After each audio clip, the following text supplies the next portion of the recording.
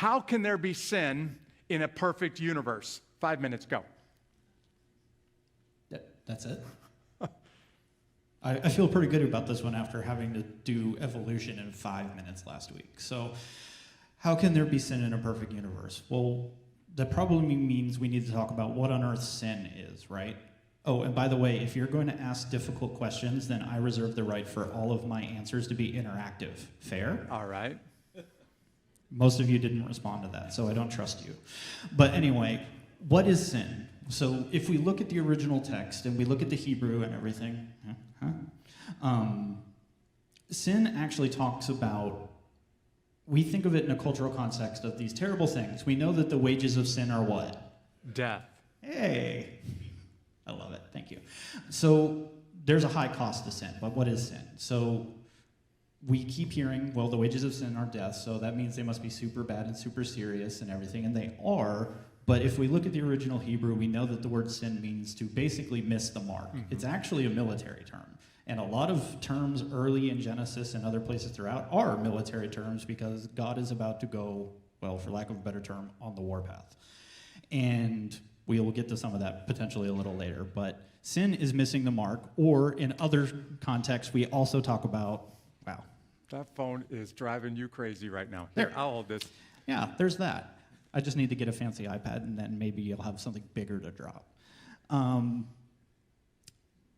Sin can also be literally something against our Creator, or being separated from our Creator. So if we start from the first position, sin is we're missing our intention. What were we created for?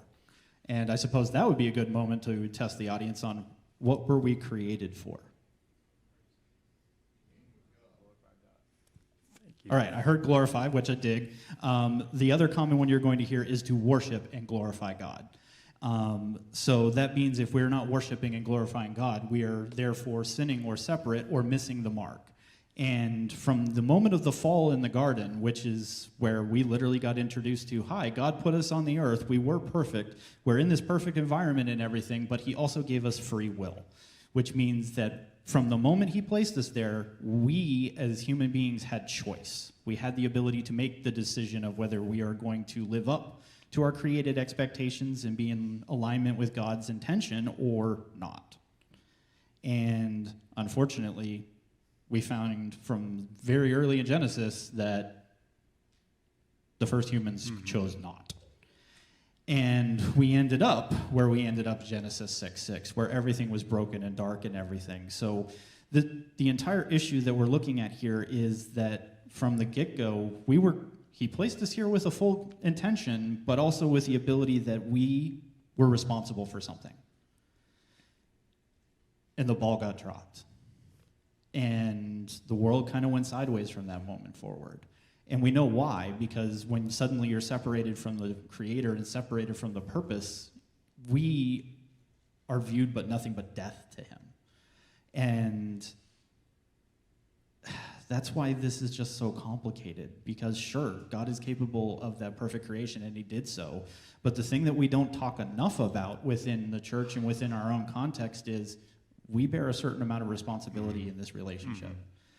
And when that moment occurred, we unfortunately entered this place where people chose wrong, and we missed the mark.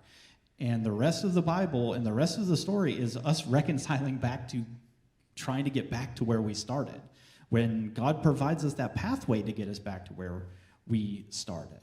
So, as you can see, something can be created in a perfect situation, but unfortunately, we see it every day in our lives that we have intentions when we start with something.